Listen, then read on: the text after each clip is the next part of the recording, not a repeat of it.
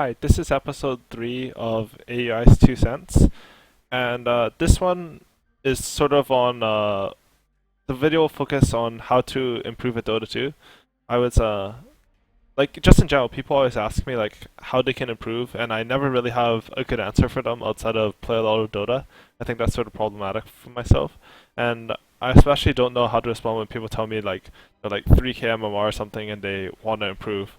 And like whenever people tell me that, I always think that oh, you need to improve on everything, and then I think like it's really hard to improve if you don't have something specific to focus on in your improvement, because then you sort of just get overwhelmed. And I mean, we all play Dota, and we all know it's really easy to get overwhelmed when you're trying to learn the game.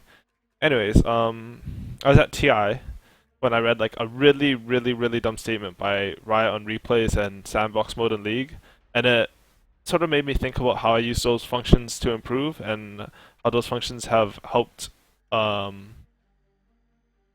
me to, well, they've basically helped me to become a pro player. Like, let me just state this. Like, if there was no sandbox mode or replays in Dota, I would not be able to play as a professional player. Like, that's how important I think it is for some players. And as a side note, I think Riot is completely shooting their competitive scene in the foot by not focusing on those features. But that's a completely different discussion for another day. Um, yeah, I mean, just so I don't get flamed, I actually think like League doing well really helps Dota, but because like it grows the games, but I don't care, whatever.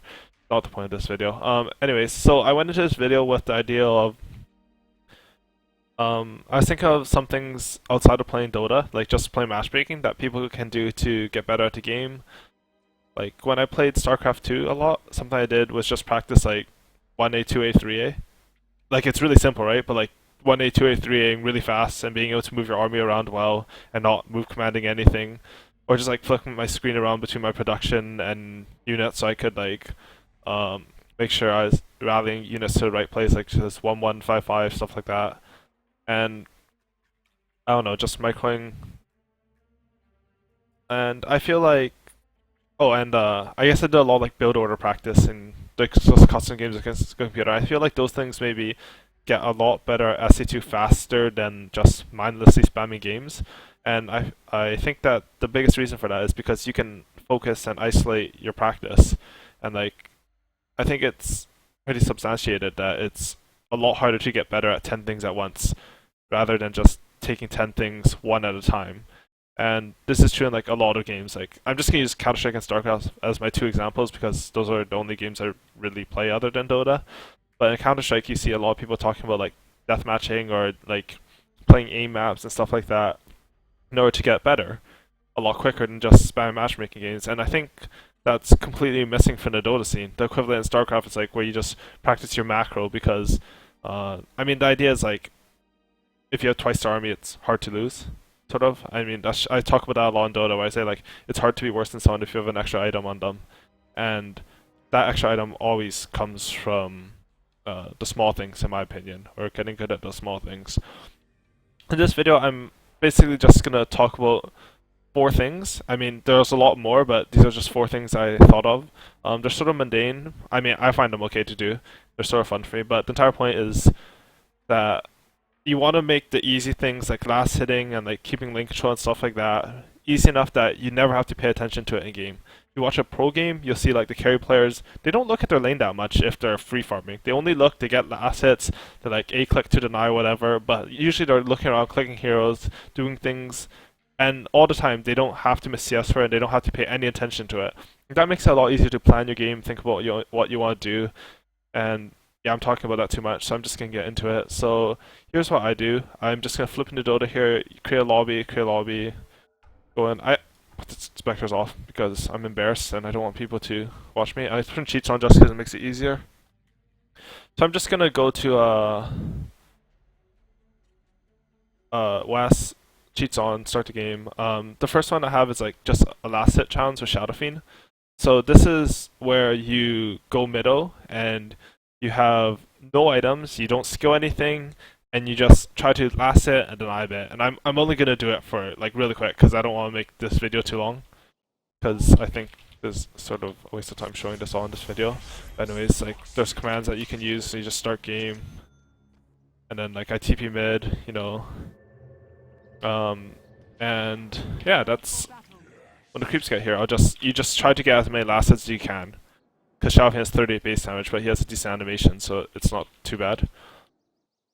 So yeah, I'm just gonna do this one wave. You guys will see how freaking bad I am at last hitting. Miss. Oh, that one, yeah, etc. So you just go here.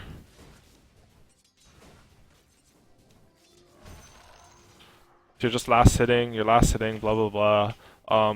If you can do this really well, then obviously if your hero has more damage, it's going to be easier for you to last hit, stuff like that. Yeah, that's pretty much the entire challenge. So anyways, there's some other things you can do, so let's just create hero, shadow, give me a Rasta. So keeping lane equilibrium. So you notice how the creeps met here? This sort of like number 2 thing that you can do. Sorry, I'm sort of going through this very fast, but I think like I'll give the general gist of it. So basically, if you keep getting last hits, and you only take last hits, the lane's gonna start pushing, and then it's gonna go to your tower. So what you can do is like, for every last hit you want to like make sure you're denying a bit too. And if you want to lane back here, you can deny a bit more. Like this is sort of just basic Dota. But you can actually do this in Dota. It'll help you practice your lasting, and then you want to keep your lane here so your offlaner doesn't get much, stuff like that. Oops, I just brought the wrong hero. Anyways, so that's basically number 2. Just make sure you can keep the lane static somewhere. So it doesn't push. You don't want it to push into your own tower because then it's harder to last hit. You can just learn to manipulate the creeper like that. And if like you've sort of gotten good at that, then you don't have to think about it. And that's, I think, a huge thing. Just the fact that you don't have to think about these small things. Something else I do a lot of time is like I just go in the jungle with the hero and practice jungling. I usually do Enigma. So I do with Enigma is I start here. Always go dire. I start here, start the game, deny creep, go back to fountain heal, start doing this camp, and then do all the camps. And just do it for like 5 minutes, or until you get mech even, which is like usually like 8:30 or something, because it always goes better in practice than in games. And that just helps. One, I hate people who just don't have a good jungle, because it's, I mean, there's more to do with pro scene, but because it's like the easiest thing to do that doesn't require that much practice, and people just don't bother trying to learn it. And it will help you get better at micro, stuff like that. And wait, I have some notes here. Oh, I also do it like every LAN to like just acclimatize myself to the conditions, because like even though conditions are getting better at LANs, like you're still gonna have different conditions compared to home. So what I created a visage, I leveled up bots with this command so I could use it. You don't have to do that. Level up command for just your heroes -lvlup too, and what I'm doing here is I'm just gonna practice the micro. I also do this at every LAN. I do like Enigma jungle and visage micro thing every time I have to play on stage. So I last it here, get a last it here, you know, and then you flip back. You're trying to just like sort of maintain control of your summons. It is something I like to practice outside. And I mean, you don't have to practice this if you don't want to play like micro heroes, because it's not what Dota's about, but just it helps you keep a good presence of mind. I feel like being able to like micro and get last hits everywhere, and yeah. Anyways, so that's pretty much, I'm talking way too fast. This is insane. I want to cut the video short, that's why. That's pretty much what I do in Dota. Or some of the things I do in Dota. Something else that like you can do to improve in Dota is that you actually need to know all the hero skills and stuff like that. And what I like to do for that is I like to go to a website called www.wonderfulfailure.com/DotaQuiz, and I'll put that in my YouTube info because that's a mouthful. And like you can just learn all the hero skills from this. So this is, let me make that bigger. Yeah, production value. This is just one thing you can do. You know, you go here, the overload. Oh, who has this spell? And storm. And this is like an easy one, right? Techies, astral imprisonment. And then you just go through this, and you get really good at it. And then you can just try to learn that. There's a harder one. It's rubiktrainer.wonderfulfailure.com, and it's a lot harder. Like it's like, what's the mana cost of level 2 Out of Storm? And I'm gonna screw this up and embarrass myself on stream, so I don't want to click one because I'm not sure if it's 150 or 175, but like 150. But like this one's useful, and I mean, even a lot of pros don't know this stuff, and you don't like actually need to know this stuff by heart for sure, but you should have a general idea, right? Like it's just good to have a general idea. Oh shit, that's why Peter's a CM player. Um, and I mean, for me, this is fun. I like memorizing stuff like this. I like playing games like this, but I'm just a gigantic nerd, and I always memorize stuff like this for games. So like, yeah, I don't know this one at all. Help. Um, and obviously, like, I'm not that good at it because I haven't practiced it enough. So yeah, that's pretty much it for this stuff, I think. But I'd just like to talk about it. Like, just a summary of what I've said in this video is like, I think that the best way to improve, other than playing a lot of Dota, is to isolate certain aspects of the game. Oh, let's go back to this one. Yay. Um, and get good enough so that it become natural. Because if you're really good at these small things, you don't have to think about them anymore. And then you can focus on like, oh, am I getting ganked? Can I gank somewhere? Can I TP somewhere? What should my item build be? Stuff like that.